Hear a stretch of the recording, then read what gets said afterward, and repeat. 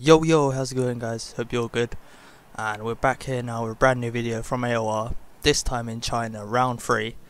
And yeah, as you can see there, weather forecast pretty dry for both qualifying and the race, so looks to be a dry session, unlike last season where we had a wet race which dried up towards the end. And yeah, so like we're just waiting in the pits, just spectating other drivers, seeing what tyres they're going on, what tyres they're planning to qualify on, to see what kind of strategy they'll be looking for. And we knew it was going to be a two-stop. It's just a case of what tyres to start on, super softs or softs. And watching these drivers on board now, seeing Limitless, Martin, Cupid on Martin and Limits won super softs and then Cupid went out on softs. But yeah, I was still a bit in between, but at the end, about 10-12 minutes to go, I went out on super softs, committing to it, to just basically start on super softs and do the two-stop strategy. And yeah, the only problem with this was that the super softs degrade really quickly, so my strategy was just basically go on mediums twice, just super soft mediums, and just get rid of the super softs early on. And yeah, so we went out, did the qualifying lap to put a banker in, and I was a bit nervous, kinda nervous, let's say, because my qualifying, I'm not used to just doing one lap, starting 10-12 laps to go. I'm usually going out early on and putting a banker in. But yeah, after the warm-up lap, my nerves were alright, and just put in a good banker. Ended up putting a 33.6, which I think was a pretty good banker, like Bahrain. And yeah, just again sitting in the garage waiting, checking what times the others have done. And you can see Cupid actually picked us down. He set a 33.5, I think it is, just about, or 33.6. I can't see properly, but it was faster than us. And Martin down there in 4th. And I knew these drivers would improve, so just went out to put my final lap in, and this was our actual qualifying lap that counted at the end. Just hoping to improve from that lap. And yeah, coming into turn 1 now, easing off the brakes nicely, dropping the gears slowly, and we dropped to 2nd, clipping the apex on the right, and we'll look to clip at the apex on the left as well. Get pretty decent X as well, pretty tidy, and yeah, just lining ourselves up into this small hairpin now, breaking a 100-meter board, no lockups, drop to first gear at the final stage, shifting up the gears up to 4th, up to 5th, and we line ourselves up for this quick left-hander followed by a right-hander. Pretty nice line there, managed to keep it on line into the right-hander here, pretty nice through here as well. And I was pretty surprised I was managing to do this, and clipping apex on the left, bit of oversteer on the exit, but still pretty good lap so far. I was quite surprised I was able to produce that.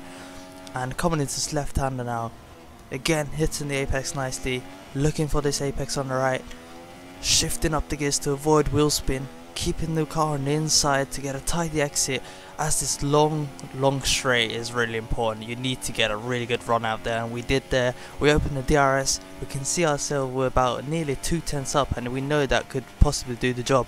Coming into the hairpin, braking just between the 150 and 100-meter board, going wide sadly, losing and clipping the apex on the left as well, bit of wheel spin. We lose about a 10th there into this final corner. No cuts, pretty nice, DRS open, come across the line, and we set a 33.5.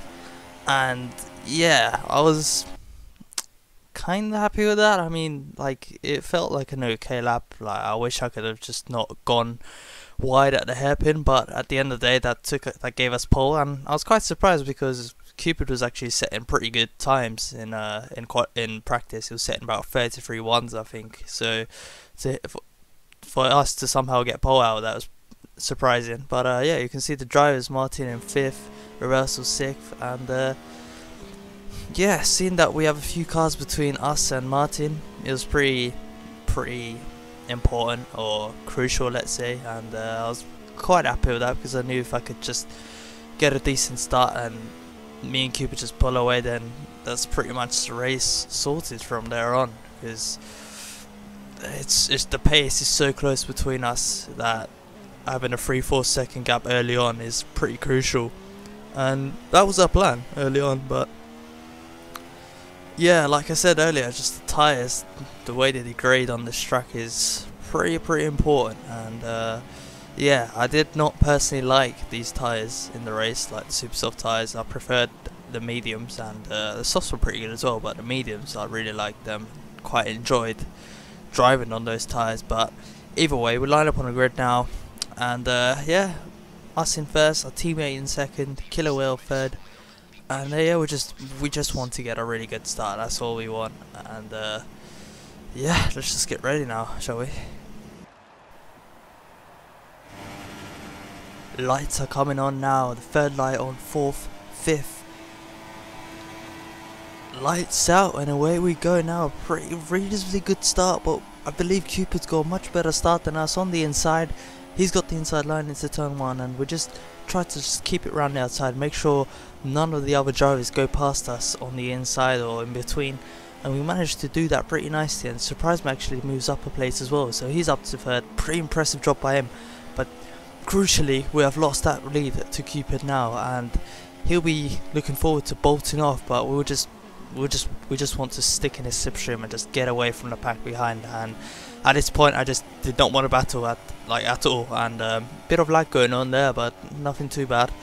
And yeah, we're just keeping rich through here, just trying to make sure we're just trying to like open a gap to the cars behind. We just want to get out the slipstream on the cars behind. And yellow flags there. I don't know what happened there at the right hander, but yeah, someone got taken out there, I guess. But yeah, coming into this like left hander here, gaps about 8 tenths to Cupid and 5 tenths to Surprisme. So yeah, keeping lean through here just to avoid wheel spin, saving the rears here.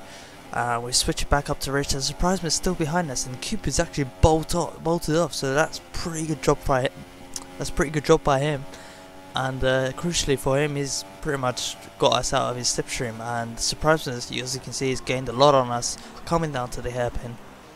And yeah, so far good start for us two here. And I was still a bit annoyed that I just wanted to open the gap to the cars behind. And Surprisme on my tail, I don't mind that too bad because he's a pretty clean driver. But if someone else was in his slipstream, then he can catch up to us. It's like a domino effect. And coming to turn one now. Pretty nice line there. And yeah, at this point I thought, okay, like Cupid's pretty much gone.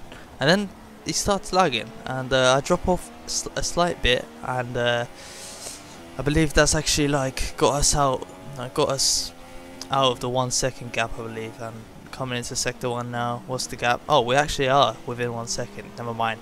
So yeah, that put us off slightly, but I'm not gonna complain too much because I've actually somehow got the gap between me and Surprisme as well. So this sector here, sector 2, it was pretty important for us. Which, like I said, like I've mentioned a few times now, it's just important to get the guys behind us out of the slipstream, because once that's done, it's a fairly easy job from now on. You just have to do qualifying laps basically to keep maintaining the gap. And now you can see we have 1 second gap to Cupid and 1 second gap to Surprisme. So when the next lap comes, even if someone's within like, well, even if someone's like within 1 second or 1.5 seconds, they won't have the DRS. So we just have to maintain that 1 second. And on the straight now, Rich, we know Cupid's like pretty much gone, so there's no point pushing.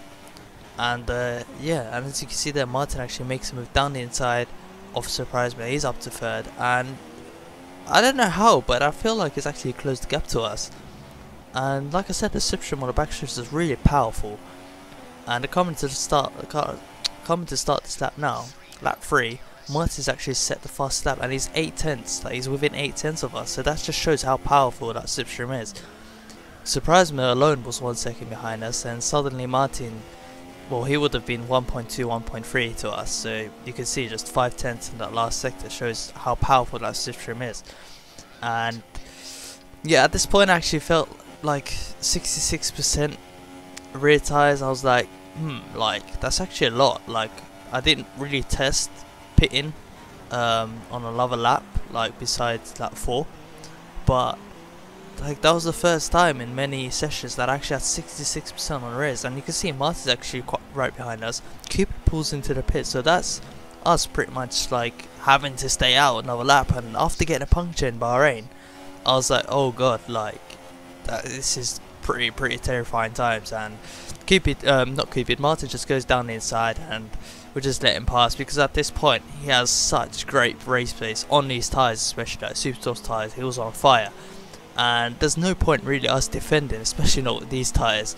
So we just let him pass, then hope to just be in the slipstream. But I am keeping in mind that I don't want to go past 75 at all. Like I'm not taking any chances, and if it meant cruising around, I'm gonna do it, because anything above 75 is a lottery about punctures and that. So yeah, it's just important to cruise around. You can see we just dropped off, and we're using like standard or lean here and there, not shifting up gears like just to avoid any wheel spin at all. And Martin actually has a moment in front of us, so would have gained a bit of time there.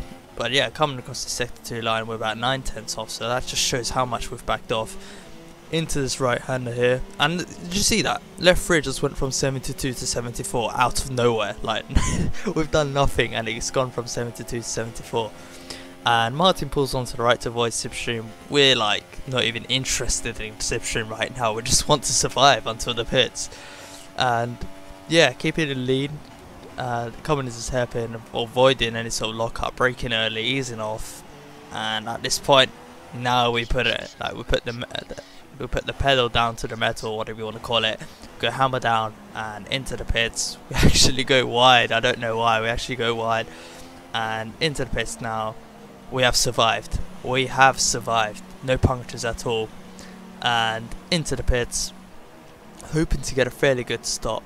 And we actually get held up. So 3.2 second pit stop, because we got held up by Killer Whale. And yeah, it just adds on to the pain. And at this point, I just felt like P3 is the only thing we have left now. Like, Martin's gone, Cupid's gone, and you can see there on the map how far ahead Cupid is. What's that? 5, 6, 7 seconds? I don't know, but like that's a pretty big gap to have just from one lap of undercut. Like, that just shows how important the super softs were. And if I knew my tyres were going to be like that worn out on lap 3, I would have just pit lap 2, because what's the point? Like, these mediums can go an extra 2-3 laps, so I could have just pit lap 2, but I honestly had no clue.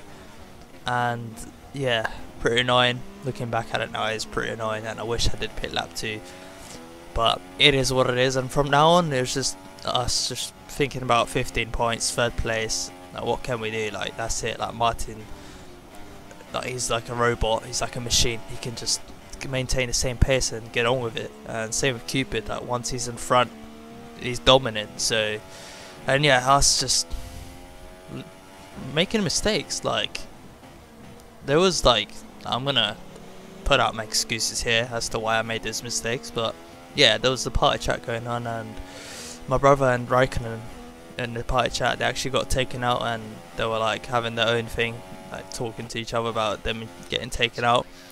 And so yeah, that actually put me off, not because they were talking, but mainly because I was actually like listening to what they were saying to see like who took who out and trying to get some information. But yeah, making those mistakes and just like, yeah, losing the gap to Martin even more. And coming across the like last corner now, we know that it's not going to rain, so yeah, it's just to the end from here on really. And checking the gap now, actually, despite the mistakes, the gap stayed about 3 seconds. And again, another mistake here.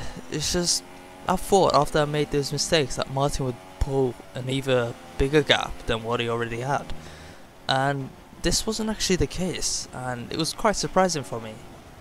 So in our head now is just to get rid of, well, just get past Lucky Dog as quick as we can, and just try and like catch down Martin. And we had to make this move pretty quickly, and going round the outside here, hoping to keep it round the outside. We brake later, give him lots of space on the inside, bit of wheel spin on the exit, but we still made that move stick. And yeah, I was pretty happy with that. And he was on worn tyres, worn softs, but yeah, for me, I was happy with that, to get that move early and quickly so that we can focus on catching Martin down. And yeah, still lap 8, about 20-21 laps to go, so anything can really happen if you just try to put the pressure on. coming across the sector 2 line, gap still 3 seconds, 3.0. So yeah, from here on it's just trying to put in 20 qualifying laps in a row. On the back straight now, tyres alright, like up to on target, let's say, and we're actually on lap 14 now, end of lap 14, coming across the line, and you can see the gap's really closed down, and we've managed to close that 3 second down to 4/10 in the DRS range. And from here on it was just pretty much trying to get past and open the gap if possible. But at this point I was actually thinking, like, it's pretty strange to catch Martin down, like especially a 3 second gap in what, 7-8 laps. That's not something you have every day, like, at all. And so because of this, I thought he had wing damage at some point when he was overtaking someone. He might have got like wing damage.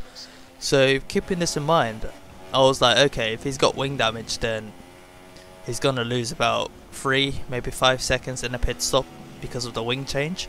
So I wasn't really I wasn't really in a rush to get past, if that makes any sense. So behind him, we're just keeping it in standard and lean, just use the rich on the straight, and if we're close enough, just make a move on the inside or something. But nothing too risky. We know the wind's gone, like Cupid's gone, so there's no point rushing ourselves to get past Martin. And as you can see there from that right hander, he actually got a pretty good exit. So I was running 6.4 wings and he was running, I think, 8.6, something like that, 8.7, and so I knew like I'd have the straight line speed, but I didn't know that was the wings he was running. So I was just looking to see how much I'm gaining on the straight, and you can see Cupid actually pit, Martin pits as well. So at this point I'm like, okay, he's pit, he's gonna lose about 3-5 seconds due to the wing change, and yeah, I can just like undercut or overcut, whatever. So we're coming to the pits now, end of lap 16,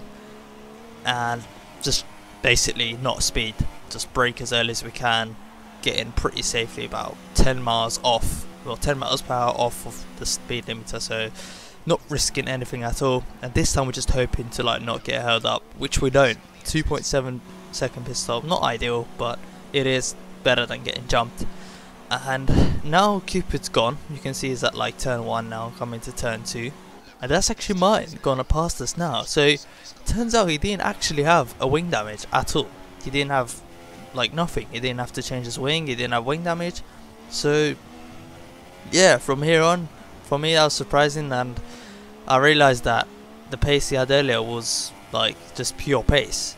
And yeah, so from here on I was like, oh god, like 12 laps to go and the gap's open back up to 2 seconds from the undercut. So I was just hoping he had the same pace he had in that middle stint, and that was thankfully for us the case. So we clawed the gap back down after 3-4 laps, and we're on his tail once again, and this time within half a second the gap. And now we have to like think properly, we have to calculate this properly. It's kind of a mind game from here on as well, due to the slipstream. So who can get past and who can manage the gap, or who can get past and open the gap, is pretty much like that, because once you overtake someone they can just overtake you back. And yeah, coming into the hairpin now, throwing a dummy, just see if he like gets put off by it. Obviously he won't, but just do it because it's in the moment. And yeah, on lap 22 now, Cyril Hamilton sets the fastest lap, but now we're actually all over Martin.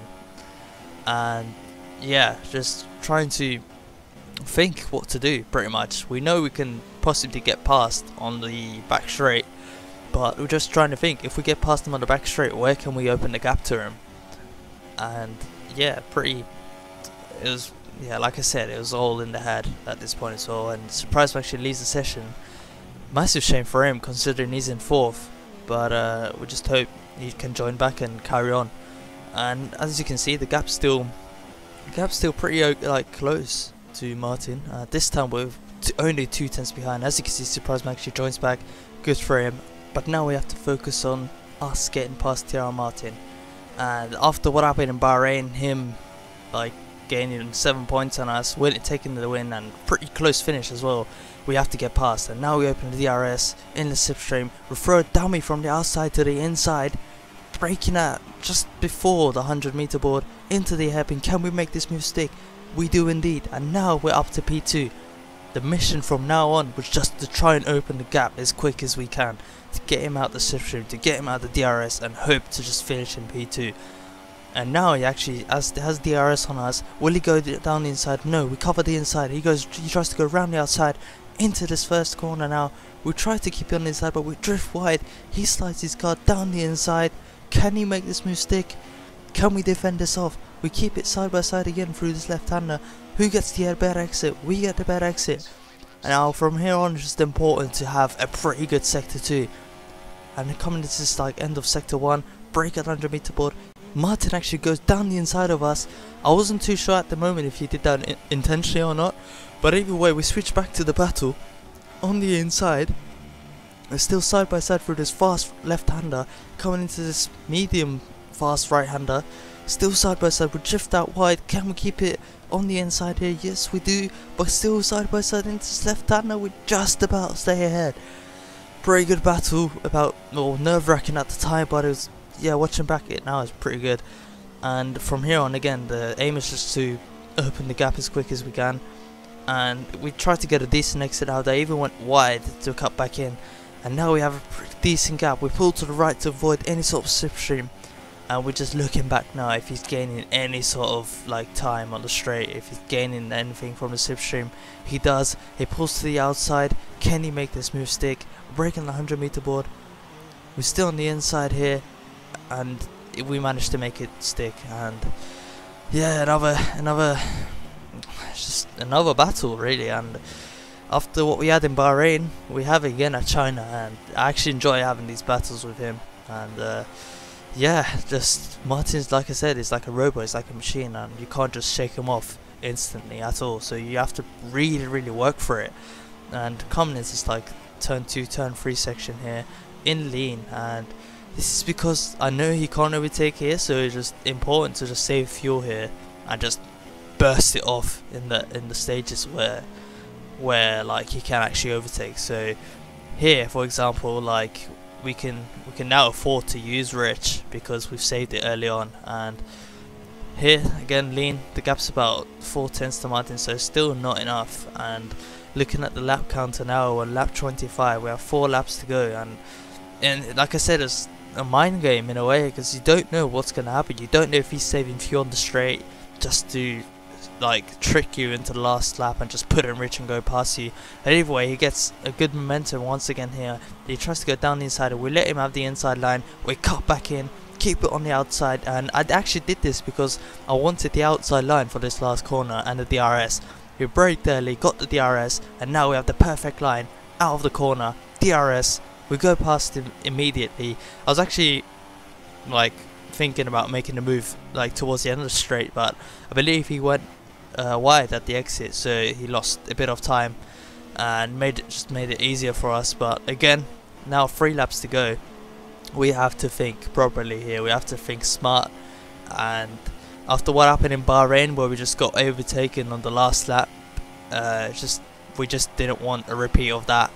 End of lap 26, about 2 laps to go now, and we just like, he's still there. So yeah, we just have to somehow like shake him off, and we just can't afford to have him within our slipstream or 5/10, 6/10 on the back straight, because in the last lap you never know, like a dive bomb is actually like something anyone would do to overtake. And I was not going to be surprised if he went for a last minute lunge, because that's what you do on the last lap. So just important to just clear that off, not give him an option to do that. And here we have actually, you can see that we've actually saved fuel about 0.36, and I believe that's almost enough to use Rich for the last lap, the whole of last lap. And again, here we're using lean. So coming to the end of sector 2, we're switching to Rich now, because we know from now on, Rich to the end of the race, we can do it. Like, and that would mean that like the places he would usually think he's gaining, or he's actually gaining, but we're saving fuel at the same time. This time he won't have that like opportunity. We could actually try and use Rich through there as well and gain time where we lost it usually. And into the hairpin now, you can see he's still there. He goes a touch wide at the hairpin. That will help us with the gap, and you can see on the exit there the gap's about 2-3 cars length, so pretty important for us. Now we're sticking rich. Someone's spinning. I think that's Falcon on the mid straight, so that was a bit surprising in a way. We just had to avoid that together. And into turn 1, we're putting in standard just to have the proper exit out of this turn 2, turn 3 section. Like get a tidy exit. We do, but no, we don't actually. We actually get a pretty poor exit. We'll spin. But yeah, now we're switching to rich, and I don't think we ever take it off from now on. And like I said, it's just because so we can start pulling that gap, and not like pull the gap even before sector 3, just so like we can be 5-6 tenths ahead before that, before the back straight. And you can see the arrows slowly disappearing, but then reappearing again, and it's just tense times here. And honestly, I was like proper sweating it here because I just don't want to lose like these extra 3 points. And this is Martin, like the title contender we have. We can't lose an extra 3 points in him. And yeah, coming out of this section here, the gap's actually pretty nice, and we've actually like lost the arrow as well for the first time. And now we have a pretty good gap, and if he managed to close the gap from here and overtake, I was gonna be really gutted, to be honest. And yeah, after all the hard work, we just had to make sure we kept that. And even into the braking zone now, we actually make him like under braking, make him move just in case if he threw it down the inside, and that cancelled any sort of option for him to go down the inside. Into this last corner now, Cupid wins. Well done to him, congrats to him, good job by him. And we'll come across the line second, Martin in third. And yeah, whew, that was a pretty intense race. Surprised McCross in fourth, so good job by him. A rookie in the AOR F1 tier. So yeah, like we have Jason in fifth as well. So again, top 5, doing a pretty good job. Them two doing a pretty good job. But that battle we had with Martin, pretty insane, and I hope to have more of that. Just I don't know, like yeah, it was pretty important to have that battle, to finish ahead of him. And like I said, like the extra 3 points was really important, because if he ended up gaining 3 points on us, then the championship would be equal, like would be on equal points. But us getting those extra 3 points actually extended the gap from 3 to 6. So there we have the final result, with Cupid taking the win, his first win of the season. So congrats to him. A Mercedes 1-2 for us, Martin in third, Jason fourth, Surprisement fifth, Killer Whale sixth. Shout out to Jensen Button in seventh. Good job by him in that Maconda. But yeah, jokes aside, that's actually Sarah Hamilton. So yeah, good job by him. Reversal in 8th, Danny 9th, T.R. Williams 10th. And yeah, the result just goes from there on. But my final thoughts are that I did actually enjoy that race. It was pretty nice, and having that battle with Martin at the end was pretty tense. So I welcome many more battles like that, and I hope we do get to battle like that again. But yeah, I hope you guys enjoyed it too. Thanks for the support once again, and I'll catch you guys next time out in Spain. Cheers.